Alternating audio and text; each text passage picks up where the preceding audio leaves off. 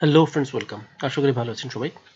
আজকের ভিডিওতে আমরা দেখব কিভাবে মাইক্রোসফট এক্সেলে নেগেটিভ নাম্বারগুলোকে এই যে এরকম ব্র্যাকেটের মধ্যে আনতে হয়।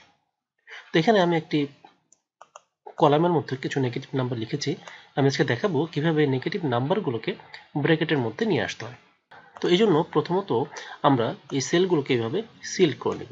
তারপর কিবোর্ড থেকে প্রেস করব Ctrl+1। তাহলে আমাদের সামনে ফরম্যাট সেলের একটি ডায়লগ বক্স এখানে আসবে। এখান থেকে আমরা নাম্বার যে ট্যাব আছে এখানে ক্লিক করে নেব। এটা অটোমেটিক ক্লিক অবস্থায় আছে। এবার আমরা যাব এখান থেকে কাস্টম সেল।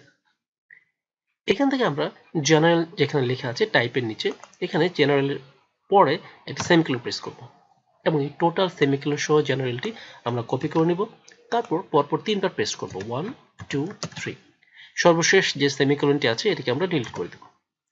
এখানে চারটি জেনারেলের মিনিং হচ্ছে, প্রথম জেনারেল হচ্ছে পজিটিভ নাম্বার, দ্বিতীয় জেনারেল হচ্ছে নেগেটিভ নাম্বার, তৃতীয় জেনারেল হচ্ছে জিরো এবং চতুর্থ জেনারেল হচ্ছে টেক্সট।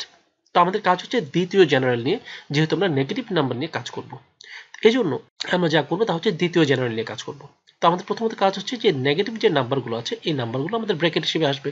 তো এই জন্য আমরা দ্বিতীয় যে জেনারেল আছে এটিকে আমরা ফার্স্ট ব্র্যাকেটের ভিতরে নিয়ে নিব।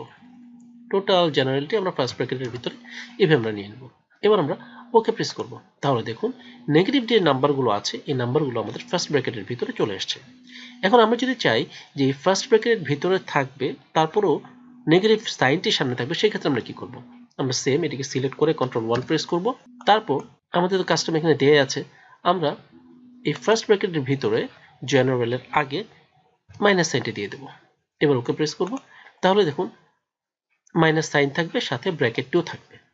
এখন আমরা যদি চাই এই নেগেটিভ নাম্বারগুলো ব্র্যাকেট সহ রেড কালার হবে, সেক্ষেত্রে আমরা কি করব? সেম Ctrl+1 প্রেস করব। তারপর আমরা এই যে দ্বিতীয় যে জেনারেল আছে তার আগে থার্ড ব্র্যাকেট দেব এবং এই থার্ড ব্র্যাকেটের ভিতরে লিখব রেড। এবার আমরা ওকে প্রেস করছি।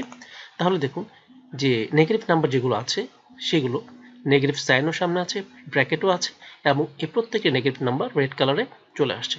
তো এভাবে আমরা খুব সহজেই নেগেটিভ নাম্বারগুলোকে বিভিন্ন কন্ডিশনের মাধ্যমে কাস্টম সেটিং করতে পারি।